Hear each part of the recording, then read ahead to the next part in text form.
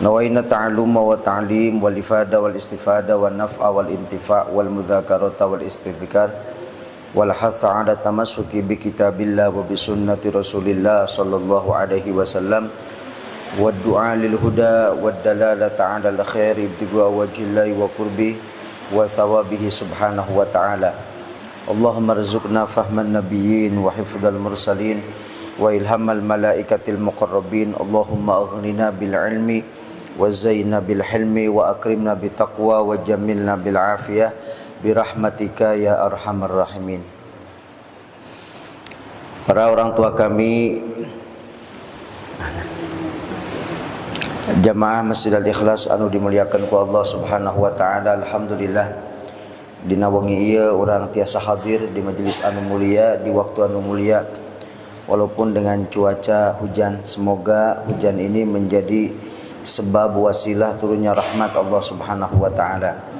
Dan semoga yang hadir pada malam hari ini Allah berikan panjang umur, sehat walafiat, dipermudah semua urusan, baik urusan dunia, urusan akhirat, dan Allah kabulkan hajat-hajatnya. Dan juga semoga kita semua meninggal dalam keadaan husnul khatimah. Amin ya rabbal alamin. Bapak Ibu anu dimuliakan ku Allah Subhanahu wa taala, kita sudah berada di bulan Sya'ban atau biasa kita sebut dengan bulan Rewah. Bulan Sya'ban ini ada beberapa kejadian di mana ada banyak ulama membahas tentang bulan Sya'ban. Ada kitab namanya Husnul Bayan fi Syahri Sya'ban. Ada juga kitab yang berjudul Madza fi Sya'ban, ada apa di bulan Sya'ban. Di antara kejadian di bulan Sya'ban, karena bulan Sya'ban ini tidak kalah juga dengan bulan-bulan Rajab kemarin. Hanya saja di bulan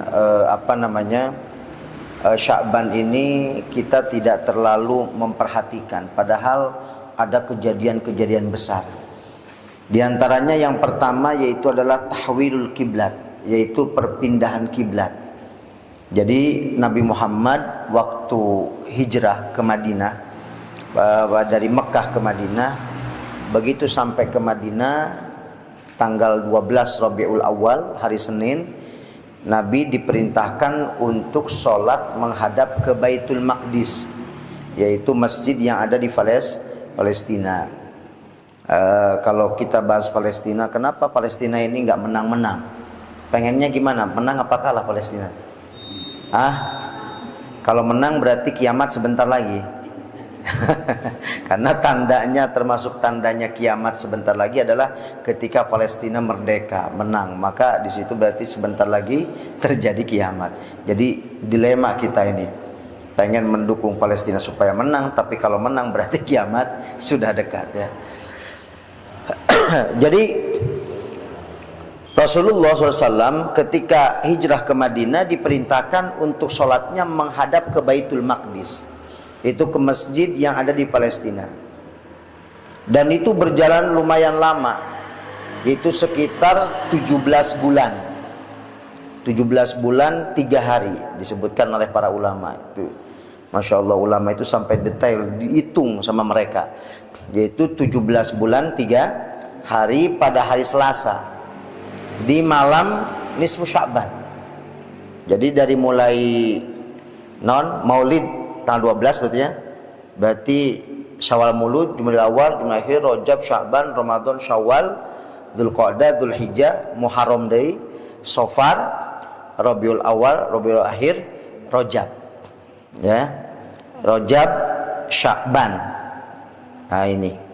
Jadi di pertengahan bulan Sya'ban, nisfu Sya'ban, itu barulah Allah Subhanahu wa taala memindahkan kiblat dari Baitul Maqdis kembali ke Masjidil Haram, ke Ka'bah.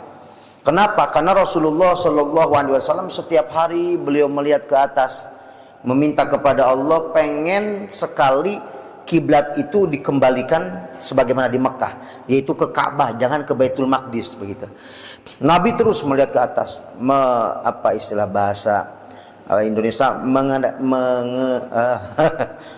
mengangkat tangan ya, dan melihat ke atas meminta kepada Allah setiap hari supaya ada wahyu turun untuk memindahkan kiblat kemana? Ke Ka'bah. Akhirnya pada malam nisfu Sya'ban Allah Subhanahu wa taala menurunkan ayat qad nara taqalluba wajhika fis sama falanwalliyannaka qiblatan tardaha fawalli wajhaka syatral masjidil haram wa haitsuma kuntum fawallu wujuhakum syatrah. Kata Allah taala, qad nara taqalluba wajhika fis sama. Sungguh aku telah melihatmu Muhammad, kamu selalu mengangkat wajahmu fis sama, ke langit, ke atas. Maka dari itu malam ini falanwalliyannaka qiblatan, maka malam ini akan aku pindahkan kiblat ini ke Ka'bah. Sehingga akhirnya Allah mengatakan qad nara taqalluba wajhika fis sama, maka falanwalliyannaka qiblatan tardaha fawalli wajhaka, maka hadapkan wajahmu fawalli wajhaka syatral masjidil haram, ke arah Masjidil Haram. Sehingga dari situlah akhirnya mereka berpindah ke Ka'bah, dan waktu itu mereka sedang sholat. Maka ada masjid, kalau kita umroh begitu suka ditunjukin ada masjid namanya Masjid Kiblaten. Kiblaten itu kiblat dua, karena waktu itu para sahabat dengan Nabi sedang melaksanakan sholat di masjid itu, ya, sedang sholat. Pertama menghadap ke Baitul Maqdis, lalu turun wahyu, maka akhirnya langsung berubah pindah ke Ka'bah, sehingga disebut Masjid Kiblaten. Kiblaten itu kiblat dua, artinya dua kiblat. Jadi dalam satu sholat ada dua kiblat. Nah, ini diantara kejadiannya. Dan memang Sayyidatuna Aisyah juga beliau mengatakan, ma'ara rabbaka, tidaklah aku melihat Tuhanmu wahai Nabi Muhammad, wahai Rasulullah, setiap kali engkau meminta maka illa yusari'u fi hawaka, terkecuali Allah akan cepat memberikan apa yang kau inginkan. Tidaklah aku melihat Tuhanmu selalu apa yang kau inginkan, maka Tuhanmu akan cepat memberikan keinginanmu. Artinya apa? Setiap kali Rasulullah meminta apapun, maka oleh Allah SWT akan langsung cepat dikasih oleh Allah. Begitu ya. Di antaranya adalah apa? Selalu menghadap ke kiblat, menghadap ke langit, meminta agar supaya Ka'bah kiblat dipindahkan. Dan akhirnya terjadi. Itu terjadi di bulan apa? Sya'ban, pada malam nisfu Sya'ban. Yang kedua, di antara kejadian lagi sebagaimana dalam hadis Nabi, yaitu di bulan Sya'ban itu adalah bulan di mana semua amal dilaporkan secara besar-besaran, secara umum. Karena amal ini dilaporkan ada yang mingguan, yaitu setiap hari Senin sore dalam hadis disebutkan, dan Kemis sore. Makanya kalau pesantren-pesantren kadang-kadang malam Selasa itu agak libur dikit gitu ya. Sore-sore itu libur. Terus malam Jumat juga kan nggak ada ngaji pas waktu sorenya. Kenapa? Karena ini amal lagi dilaporkan, jadi katanya ada istilah ngaji juga percuma, nggak tercatat karena lagi dilaporkan. Justru sebenarnya ketika sedang dilaporkan berarti kita harus memperbanyak apa? Amal gitu ya. Ada yang amal itu bulanan dilaporkannya, ada yang pagi dan sore, ada hadis-hadisnya. Kalau untuk hadis masalah di bulan Sya'ban itu secara umum, artinya pelaporan semua amal ya itu dilaporkannya pada bulan Sya'ban. Sebagaimana dalam hadis dari riwayat Usamah bin Zaid dikatakan, riwayat Imam Nasai dan juga Imam Ahmad bin Hanbal dalam musnadnya, dikatakan bahwa Usamah bin Zaid bertanya kepada Rasul, ya Rasulullah, lam araka tasumu min syahrin minasyuhur ma tasumu fi hada syahr. Ya Rasul, saya tidak pernah melihat engkau berpuasa di bulan dari beberapa bulan yang kita lewati sebagaimana engkau berpuasa pada bulan ini. Artinya apa? Saya kok tidak pernah melihat engkau berpuasa yang luar biasa di bulan-bulan lain, terkecuali berbeda nih di bulan ini. Di bulan Sya'ban ini kok panjenengan puasanya berbeda, tidak seperti bulan-bulan yang lain begitu. Maka apa jawaban Nabi? Qala, Nabi mengatakan, dzaka syahrun yaghfulun nasu anhu baina Rajaba wa Ramadhana. Dan beliau mengatakan itu adalah bulan. Ini adalah bulan, maksudnya kenapa engkau berpuasa berbeda dengan bulan-bulan lain? Ini adalah bulan di mana banyak sekali orang yang lupa di bulan ini, yaitu bulan antara bulan Rajab dengan bulan Sya'ban. Ini kalau kita bahas di bulan Rajab kemarin, ini termasuk dalil puasa Rajab juga, karena Nabi mengatakan ketika Nabi ditanya, ya Rasul, kenapa engkau berpuasa di bulan Sya'ban ini tidak seperti bulan-bulan lain? Nabi mengatakan, ini adalah bulan yang mana banyak orang yang lupa antara Rajab dengan Ramadan. Berarti apa? Rajab itu berarti banyak orang puasa, Ramadan jelas puasa. Nah, di tengah-tengah bulan Rajab ini banyak orang yang lupa, kata beliau. Maka saya berpuasa seperti ini agar orang-orang tahu bahwa bulan Sya'ban juga adalah bulan yang penting, sehingga saya pun berpuasa. Dan Nabi mengatakan bahwa di bulan ini yurfau fil amal, di mana di bulan ini adalah bulan diangkatnya, dilaporkannya amal-amal kita. Wa anna uhibbu an yurfa'a amali wa ana shaim, dan saya senang kalau ketika amal saya dilaporkan kepada Allah Subhanahu wa taala, saya dalam keadaan puasa. Sehingga di bulan ini adalah bulan pelaporan amal. Maka dari itu mari kita sama-sama perbanyak amal di bulan Sya'ban, karena bulan dilaporkannya amal. Semoga laporan-laporan amal-amal kita yang dilaporkan oleh para malaikat kepada Allah, sekalipun Allah tahu, ya, walaupun tidak dilaporkan Allah tahu, akan tetapi ini menjadi istilahnya untuk peringatan kepada kita bahwa amal kita ini dilaporkan. Maka perbanyaklah amal di bulan Sya'ban ini. Yang ketiga diantaranya lagi, di bulan Sya'ban ini ada satu kejadian atau turun wahyu, yaitu adalah ayat yang membahas tentang sholawat. Jadi para ulama mengatakan bulan Sya'ban ini bulan sholawat. Kenapa? Karena di bulan ini Allah menurunkan ayat innallaha wa malaikatahu yusholluna 'alan nabi ya ayyuhalladzina amanu shollu 'alaihi wasallimu taslima. Jadi di bulan Sya'ban ini oleh para ulama dikatakan bulan sholawat. Maka kita harus memperbanyak baca sholawat. Kenapa? Karena di bulan ini Allah menurunkan ayat innallaha, sesungguhnya Allah, wa malaikatahu, dan malaikat-malaikatnya Allah, yusholluna 'alan nabi, bersolawat kepada Nabi. Allah dan Rasul dan malaikatnya bersolawat kepada Nabi. Maksudnya bagaimana? Allah bersolawat kepada Nabi, artinya Allah memberikan rahmat kepada Nabi. Dan para malaikat bersolawat kepada Nabi. Para malaikat memintakan ampun kepada kanjeng Nabi, beristighfar kepada Nabi. Makna solawatnya malaikat kepada Nabi artinya yastaghfiruna lahu, beristighfar untuk Nabi. Dan setelah itu kata Allah, ya ayyuhalladzina amanu, hei orang-orang yang beriman, sallu, bersolawatlah kalian semua alaihi, kepada Nabi, wasallimu taslima, dan mengucapkan salam kepada Nabi. Maka kalau solawat kita kepada Nabi adalah doa mendoakan kepada Nabi, yang mana nanti keberkahan doa kita mendoakan kepada Nabi, maka Allah memberikan rahmat kepada kita. Maka dari itu kita harus memperbanyak solawat kepada Rasulullah Shallallahu Alaihi Wasallam. Perbanyak solawat. Kenapa? Karena di bulan ini bulan diperintahkan untuk membaca solawat kepada Rasulullah Shallallahu Alaihi Wasallam. Dan banyak sekali keistimewaan solawat kepada Nabi ini, Bapak Ibu sekalian. 2 bulan yang lalu saya berkumpul dengan grup kami, karena kami ini punya grup namanya SHSS, 1 hari 1000 solawat. Dan ini sudah 3 tahun. Sekarang sudah hari ke 1605 berapa ya, saya lupa. Itu saya punya grup, jumlah anggotanya itu sekitar 750-an. Cuman orangnya ini ada yang di Karawang, di Bekasi, di Jakarta, di Jawa Timur, di mana-mana. Nah, mereka kalau sudah selesai 1000 laporan di grupnya, gitu ya.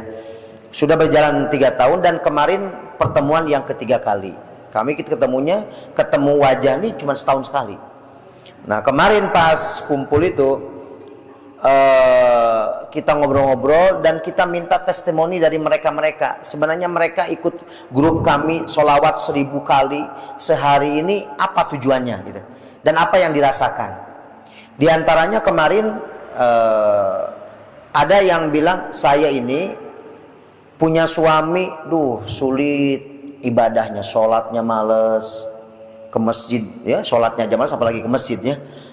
Terus ibadah pokoknya males banget, dan bawaannya dari malas ibadah itu kurang dekat dengan Allah sehingga bawaannya keras, sehingga saya ini merasa terdolimi terus, keras banget suami saya.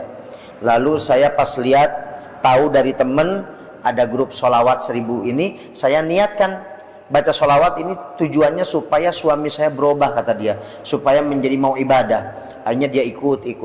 Baru 1 bulan itu suaminya tahu-tahu minta dibeliin sarung terus peci, terus akhirnya dia ke masjid.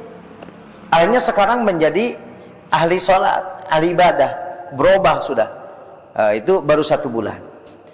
Kemarin ada lagi yang cerita, dia ini janda, punya anak 4, ngurus anak, dari segi usaha mungkin kesulitan, dan juga mendidik anak juga karena laki-laki begitu, sehingga akhirnya dia ikut juga grup sholawat. Dengan barokahnya itu akhirnya si anak-anaknya itu walaupun tidak ada ayahnya, tetapi pada nurut, berangkat sekolah apa gampang, rezeki juga dilancarkan oleh Allah SWT. Bahkan yang hebat lagi, ada satu orang di mana orang ini divonis, saya lupa penyakitnya apa, harus dioperasi. Lalu di grup itu dia minta doa, mohon doanya untuk hari ini, tolong semua yang baca sholawat di grup ini niatkan untuk kesembuhan penyakit saya supaya saya tidak dioperasi, kata dia. Akhirnya semua baca sholawat 1000 kali sebagaimana biasa. Niatnya untuk hari itu diniatkan untuk si ibu fulanah ini supaya tidak dioperasi. Dan ternyata begitu jadwalnya operasi masuk, di scan kembali sebelum dioperasi, ternyata hilang penyakitnya. Masya Allah, ini nyata, ini orang-orangnya masih ada gitu. Dan banyak lagi kejadian-kejadian dan niatan-niatan lain yang dirasakan oleh mereka-mereka. Rata-rata sih mereka menjadi tenang, terus rasanya itu sudah menjadi kewajiban kayak gitu. Karena apa? Karena sudah terbiasa setiap hari 1000. Dan saya di situ sebagai penasehat, setiap pagi saya bikin voice kajian selama 3 menit untuk grup mereka. Jadi mereka juga ada laporan sholawat dan ada ngaji juga 3 menit seperti itu. Istiqomah, alhamdulillah sudah khatam kitab Al-Hikam, sudah hampir sebentar lagi ini mau khatam kitab Nasha'ihul Ibad, begitu, tidak terasa. Ini intinya apa? Kita harus banyak baca sholawat. Paling tidak sehari semalam adalah 100 kali. Ya, syukur-syukur 300. Syukur-syukur kalau 1000. Ya, kalau ustadz nih 1000, kalau kiai 10.000 harusnya. Jadi memang seperti itu. Kalau kita nih berapa? Ya 100 atau 300. Dan Masya Allah banyak sekali keistimewaan dari sholawat kepada Rasulullah. Karena Nabi mengatakan ketika ada salah satu sahabat, ya Rasulullah, saya bersolawat kepadamu sebanyak seperapat waktu. Artinya dari waktu kosong saya, seperapat waktu kosong saya pakai untuk bersolawat kepadamu ya Rasulullah. Kata Nabi, bagus, ahsanta, kamu bagus. Tapi kalau kamu bisa mau ditambah, tambah lagi, tidak apa-apa. Ya, fa huwa khairun laka wa in zita fa huwa khairun laka. Kalau kau tambahi lagi, maka itu lebih bagus. Saya kuat ya Rasul. Kuat setengah waktu kosong saya pakai untuk bersolawat kepadamu. Kata Rasulullah, bagus. Kalau ditambah lagi juga nggak apa-apa. Akhirnya kalau begitu saya 2/3 ya Rasul. 2/3 juga bagus. Kalau begitu semua waktu kosong saya pakai, saya gunakan untuk bersolawat kepadamu ya Rasulullah. Apa jawaban Nabi? Kata Nabi, idzan tukfahammuk wa tughfar laka dzambuk. Kalau begitu, dengan sholawat yang mau bacakan itu tukfahamuk, semua kesulitan-kesulitanmu, kesusahan-kesusahanmu akan dihilangkan oleh Allah Subhanahu wa taala. Jadi kita nih kalau lagi susah, lagi banyak masalah, lagi pusing, perbanyak apa? Baca sholawat, maka akan hilang. Wa tughfar dzanbuk, dan yang kedua akan diampuni dosa-dosa dengan barokah apa? Sholawat kepada baginda Nabi Muhammad sallallahu alaihi wasallam. Dan banyak cerita-cerita orang yang baca sholawat ini, keistimewaannya di antaranya ada saat di dalam kitab Isyadul Ibad dikatakan ada orang ini bapak sama anak mau berangkat haji. Mereka jalan kaki menuju ke Mekah. Pas nyampe ke satu negara namanya negara Irak, mereka istirahat di sana dan ternyata si bapaknya ini sakit. Bapaknya sakitnya tambah parah, akhirnya ternyata meninggal dunia. Si anaknya bingungnya apa? Pertama, bapaknya meninggal. Kedua, meninggalnya di negara orang. Yang namanya, jangankan di negara orang, kita misalkan keluarga ada yang meninggal di Surabaya aja udah, wah gimana, so nggak ada saudara, nggak ada itu, kan bingung. Ini apalagi di luar negeri begitu. Nah, yang ketiga bingungnya lagi, yang lebih pusing lagi apa? Dia melihat ayahnya setelah mati langsung berubah wajahnya itu menjadi wajah keledai. Wajuhu wajul khimar, wajahnya wajah keledai. Keledai itu kayak kuda begitu. Tambah kaget lagi dan tambah bingung dia. Ini gimana ya Allah? Mau minta tolong sama orang-orang yang ada di situ di Irak. Malu. Kenapa malunya? Melihat wajah bapaknya wajah keledai. Akhirnya dia ngelamun, mikir gimana caranya. Pas ngelamun, mikir, lama-lama saking puyengnya nggak nemu solusi, tahu-tahu dia ketiduran. Pas ketiduran, dalam tidurnya itu bermimpi ketemu dengan baginda Nabi Muhammad Shallallahu Alaihi Wasallam. Di dalam mimpi itu si anak ini berbicara, ya Rasulullah, ayah saya mati ya Rasul, tapi wajahnya ini berubah menjadi wajah keledai. Tolong syafaati ayah saya ya Rasulullah. Kata Nabi, justru saya datang kepadamu dalam mimpi ini karena mimpi ketemu Nabi itu pasti, ya pasti, nggak ada setan nggak bisa menyerupai Rasulullah, itu pasti Rasulullah yang datang. Cuman masalahnya kita kenal nggak sama Nabi? Jangan-jangan bapak ibu dalam mimpinya ketemu dengan Nabi. Yang ngaku jadi Nabi itu ternyata saya, misalkan. Saya bilang, saya ini nabimu Muhammad. Karena kita nggak kenal, ya kita percaya aja kalau ini adalah Nabi Muhammad, padahal saya yang datang misalkan. Nah, itu masalahnya. Tapi kalau misalkan kita kenal Nabi, wajahnya seperti apa, kan disebutkan dalam Maulid Deba, berjanji alisnya seperti apa, hidungnya bagaimana, bibirnya seperti apa, pipinya seperti apa. Itu ciri-ciri Rasulullah. Tapi kalau misalkan betul-betul Rasulullah datang dalam mimpinya sesuai dengan yang kita kenal wajahnya Nabi, maka itu pasti Nabi. Karena syaitan, kata Rasulullah, syaitan itu tidak bisa layatamasalubi, tidak akan bisa menyerupaiku, kata Rasul. Jadi itu pasti Nabi Muhammad. Lah, saya itu datang kepadamu dalam mimpi ini justru mau menolong ayahmu. Alhamdulillah kalau begitu ya Rasulullah. Tapi sebelumnya saya mau tanya ya Rasul, apa yang menyebabkan ayah saya ini wajahnya berubah menjadi keledai, dan apa sebabnya engkau sudi datang untuk memberikan syafaat kepada ayah kami ya Rasul? Kata Rasulullah, ketahuilah, apa yang menyebabkan ayahmu itu wajahnya berubah menjadi wajah keledai, karena ayahmu itu adalah tukang riba. Jadi dia suka berurusan dengan riba. Naudzubillah min dzalik. Ini sekarang ini masya Allah banyak sekali orang-orang yang berurusan dengan riba, padahal ancamannya luar biasa. Faman ja'ahu mau'izatun mir rabbih fantaha. Kalau orang ini sudah dapat nasihat mau'izah, ya fantaha, lalu dia berhenti, falahu masalaf, maka urusan yang sudah lewat sudah, itu urusan Allah, artinya tinggal tobat saja, itu urusan Allah. Tapi waman ada, tapi kalau ada orang sudah dinasehati mengulang kembali melakukan riba, faulaika ashabun nar, maka mereka adalah penduduk-penduduk api neraka, hum fiha khalidun, dan akan selamanya di mana? di neraka. Nauzubillah min dzalik.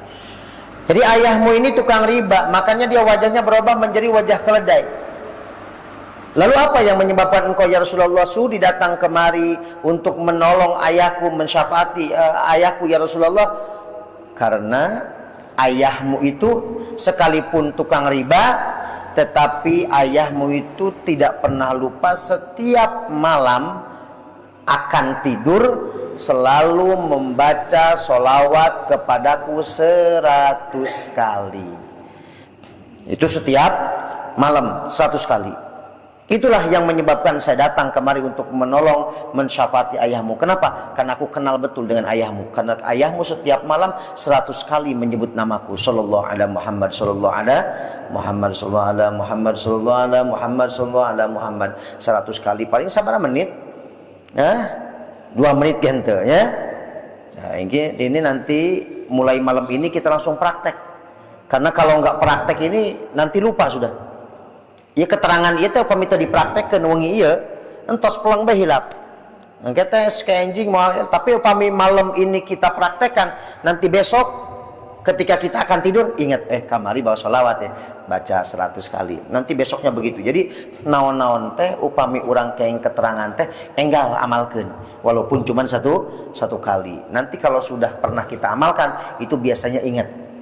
Misalkan ayah jalmi di piwarang naon sholat witir di malam hari, lalu dia langsung praktek sholat witir.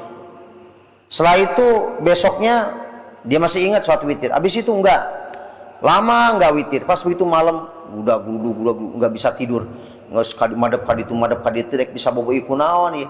Akhirnya apa? Ingat, oh dulu saya jam segini pernah naon sholat witir, maka dia akan sholat witir begitu karena pernah melakukan itu. Nah itu, tapi kalau nggak pernah, ini biasanya lupa sudah. Nah ini, maka malam ini langsung kita praktekkan baca sholawat akan tidur berapa? 100 kali. Dengan 100 kali istiqomah, walaupun tidak nyampe 1000, insya Allah akan menjadi wasilah kita mendapatkan syafaat dari baginda Nabi Muhammad Sallallahu Alaihi Wasallam. Akhirnya kata Rasulullah sudah, ayahmu akan berubah wajahnya. Akhirnya terbangunlah si anak ini pas melihat wajahnya. Ternyata wajah siapa? Bapaknya ini sudah kembali ke asal, bahkan agak bercahaya. Nah, itu dengan barokahnya Pak membaca sholawat kepada Rasulullah Sallallahu Alaihi Wasallam. Karena ini kejadian awalnya sih di mana di Ka'bah begitu ya. Waktu sedang pelaksanaan haji, yang lain mah labbaik Allahumma labbaik labbaik la syarika laka labbaik innal hamda wan ni'mata laka wal mulk la syarika lak. Yang lain mah begitu kalau lagi haji. Ini orang beda, di depan Ka'bah pun yang lain pada doa ini dia sallallahu ala Muhammad, sallallahu ala Muhammad, Allahumma shalli ala sayyidina Muhammad, baca selawat. Ente ini gimana? Yang lain baca ini, Anda kok malah baca sholawat?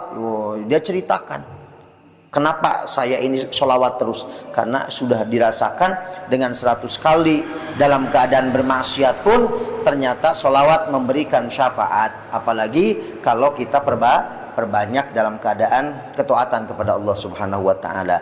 Maka dari itu di bulan Sya'ban ini, bulan yang penuh dengan keberkahan, bulan turunnya perintah sholawat, maka mari kita sama-sama memperbanyak membaca sholawat kepada Rasulullah Sallallahu Alaihi Wasallam. Sholawatnya apa? Bebas, terserah sholawat yang mana aja ya, yang pendek, yang panjang, sholawat nariyah, sholawat al-bushra, sholawat tibil kulub, sholawat al-fatih ya, dan sholawat at-taj, dan sholawat-sholawat yang lain. Yang penting kita memperbanyak baca sholawat kepada baginda Nabi Muhammad Sallallahu Alaihi Wasallam. Semoga Allah menjadikan kita termasuk hamba-hamba yang mudah untuk bersolawat kepada Rasulullah Sallallahu Alaihi Wasallam. Insya Allah dengan sholawat semua hajat kita dipermudah oleh Allah, urusan kita dipermudah oleh Allah, dan kita akan dekat dengan baginda Nabi Muhammad. Karena sholawat adalah satu-satunya amalan yang pasti akan diterima oleh Allah Subhanahu wa Ta'ala. Pasti. Kenapa pasti? Karena ini sholawat, ini amalan, satu-satunya amalan yang dicontohkan langsung oleh Allah Ketika Allah memerintahkan kepada kita sholat, aqimis sholat, dirikan sholat, Allah tidak mencontohkan kepada kita sholat. Allah nyontohan sholat ente? Ente. Allah perintahkan kepada kita zakat, wa atuz zakah, tunaikan zakat. Apakah Allah nyontohan zakat? Ente. Ketika Allah perintah kepada kita puasa, ya ayyuhalladzina amanu kutiba alaikumusiyam, apakah Allah nyontohan puasa? Ente. Tetapi ketika Allah memerintahkan kepada kita bersolawat kepada Nabi, maka Allah mengatakan innallaha wa malaikatahu yusholluna 'alan nabi. Jadi Allah ngasih tahu, kalau Allah itu dan malaikatnya bersolawat kepada Nabi, maka dari itu ya ayyuhalladzina amanu, wahai orang yang beriman, shollu, bersolawatlah alaihi wasallimu taslima. Makanya disebutkan dalam syairan, adimis sholata ala nabi Muhammadin, langgengkeun mau sholawat kepada Nabi Muhammad, faqabul wa hatmun, diterimanya baca sholawat itu hatmun, wajib, biduni taraddudin, tanpa ada keraguan sama sekali. Amaluna, sementara amal-amal kita apa? Sholat, puasa, haji, zakat, umroh, bolak-balik, ya, sodakoh dan sebagainya, bainal qabuli waraddiha, antara diterima dan ditolak, illa sholata dan Nabi Muhammadin, kecuali bersolawat kepada Nabi Muhammad sallallahu alaihi wasallam. Maka solawat ini sangat-sangat penting, dan tidak ada satupun para wali-wali Allah, para ulama-ulama yang mereka hebat-hebat itu, rahasianya apa diantaranya amalan mereka sampai hebat-hebat itu menjadi kekasih-kekasih Allah adalah bersolawat kepada Rasulullah SAW yang pertama, dan yang kedua bangun malam. Mesti itu wali itu kebanyakan rata-rata bangun malam, beribadah di malam hari. Dan yang ketiga, hatinya bersih, hatinya tidak ada hasud, tidak ada iri, bersih betul-betul, ya. Sebagaimana Rasulullah Shallallahu Alaihi Wasallam ketika akan di Isra Mi'rajkan, Nabi Muhammad itu kan dibelah dadanya, diambil, dibersihkan. Naon tujuannya? Supaya kosong dari rasa hasud, dari rasa iri. Itu maksud tujuan daripada pembersihan hati. Jadi supaya memberikan pelajaran kepada kita bahwa kita harus bersih hati, ulah sampai kotor. Ini penyakit hati, ini penyakit yang paling parah. Kalau penyakit zahir itu kan dikasih obat sembuh selesai, tapi kalau penyakit hati kadang-kadang nyampe mati enggak sembuh-sembuh, sampai kamautna nuna mina sewot kasih fulan, kata tangga sewot be sampai maut ayan gitu kan ya. Malah capek sendiri sebenarnya kalau punya penyakit hasud ini. Hasud ini nanti kalau punya penyakit hasud akhirnya iri, ya. Hasud itu iri, nanti akan berbuat zalim kepada orang lain. Itu kalau kita hasud. Dan kita selalu menggunjing, ya, menggunjing orang lain, menzalimi orang lain, dan menzalimi ini termasuk daripada dosa besar.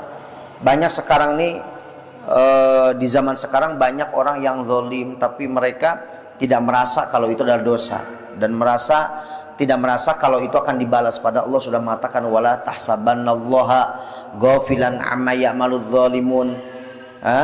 Jangan kau kira, kau anggap bahwa Allah itu lupa dengan orang-orang yang berbuat zalim. Innama yu'akhiruhum liyaumin tashkhasu fil absar. Akan tetapi ku Allah diakhirkeun teh siksana bagi orang yang yang zalim itu untuk dikasih waktu yang tepat.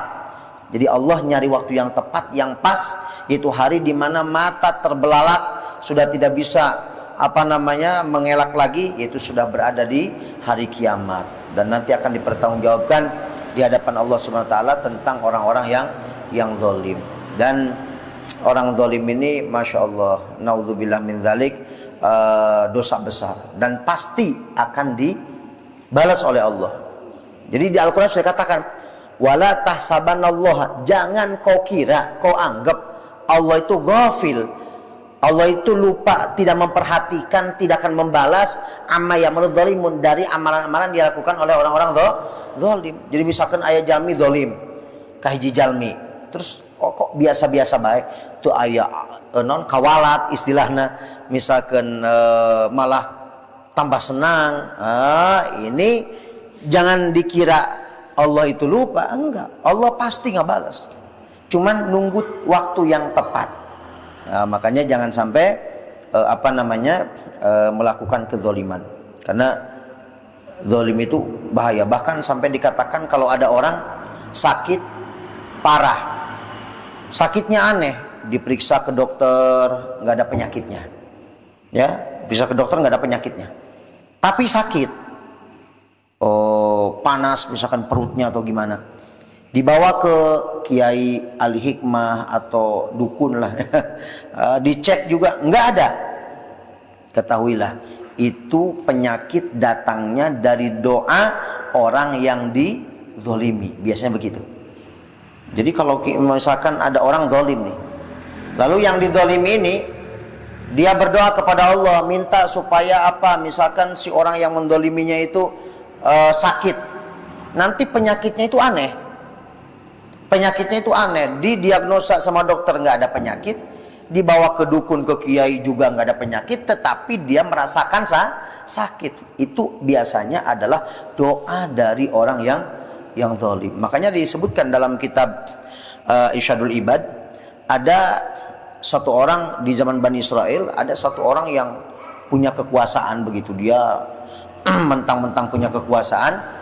Satu ketika dia jalan ke pinggir pantai. Pas di pinggir pantai itu ada seorang laki-laki yang lagi mancing, dapat ikan. Nah, orang yang punya kekuasaan ini dia datang, "Pak, lagi ngapain?" "Mancing." "Dapat ikannya?" "Dapat." "Mana?" "Wih, gede banget ya."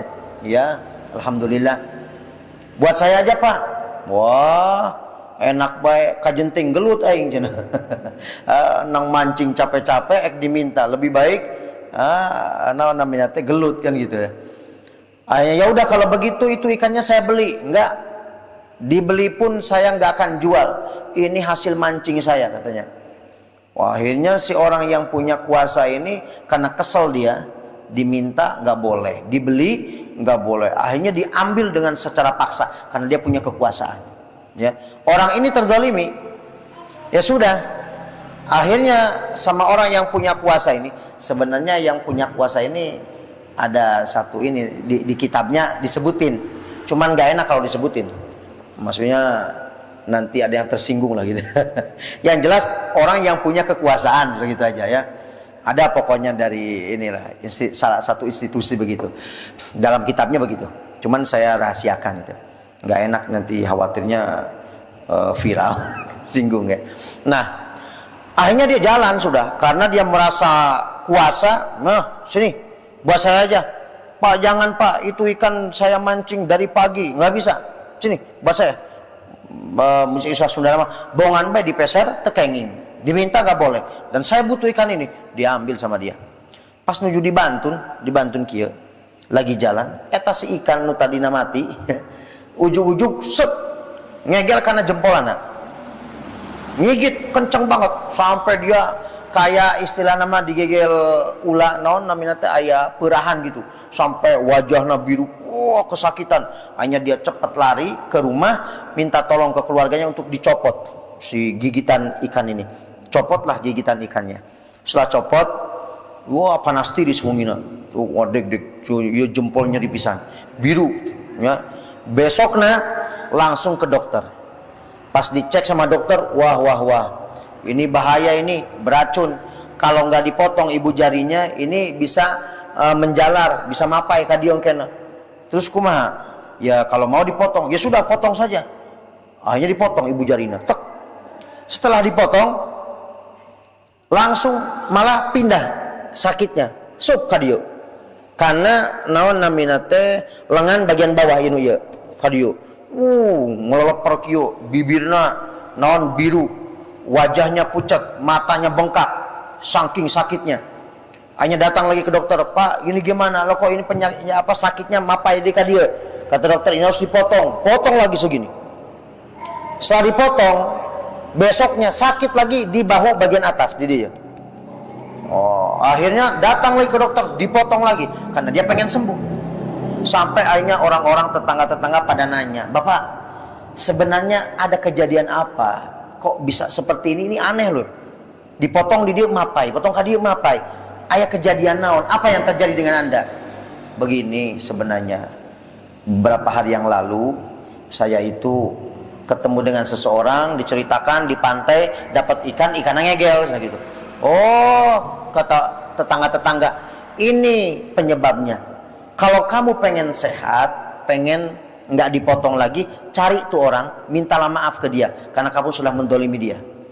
Oh begitu ya? Iya. Akhirnya dia cari tuh, putar terus. Akhirnya alhamdulillah ketemu dengan orang yang mancing tersebut. Pas ketemu dengan yang mancing, assalamualaikum, waalaikumsalam. Anda masih ingat nggak?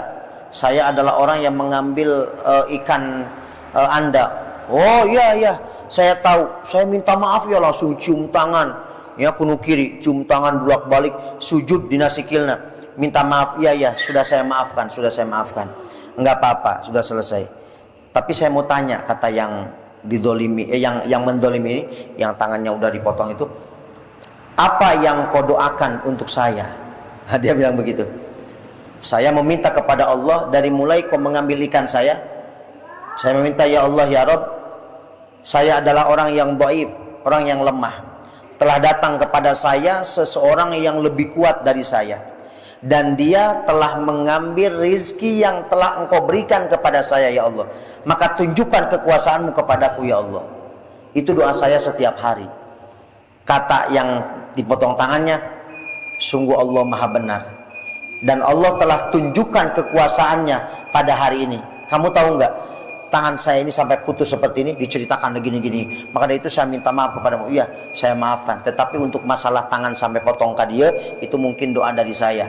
Ya, setelah ini saya maafkan, insya Allah Anda selamat. Begitu.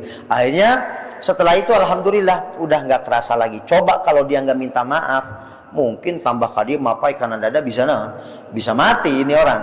Nah, itu gara-gara naon? Gara-gara zolim. Maka dari itu masya Allah kita jangan sampai berbuat zolim kepada orang lain. Tidak terasa kadang-kadang ini, baik itu dengan ucapan, ya, lisan, atau dengan tingkah laku, atau dengan perbuatan.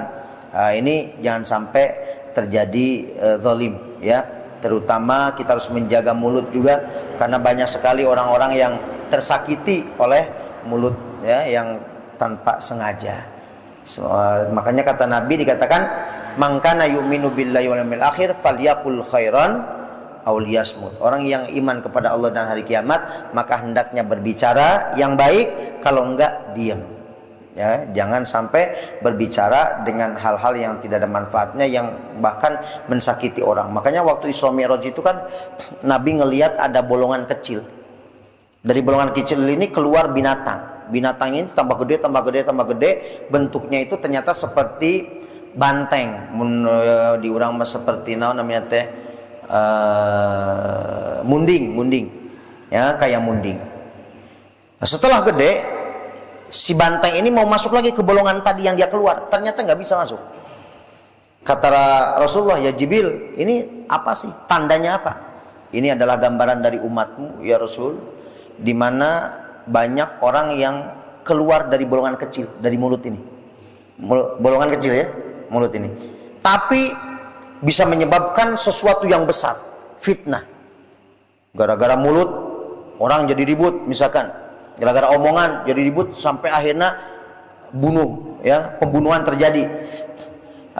Sebagaimana misalkan kayak beberapa waktu yang lalu Ahok, ya, gara-gara mulutnya itu ngomong surat Al-Maidah sampai demo besar-besaran, hanya sampai dari penjara menjadi fitnah.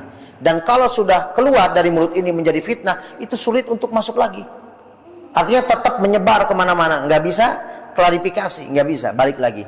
Itu gambaran seperti itu. Maka lisan juga harus kita jaga. Semoga Allah Subhanahu wa taala bisa menjaga lisan kita, bisa bersalawat kepada Nabi, dan juga kita bisa beramal soleh di bulan ini, supaya amal-amal kita diangkat, dilaporkan kepada Allah dalam keadaan baik amal-amal kita. Amin ya rabbal alamin. Barangkali ada pertanyaan.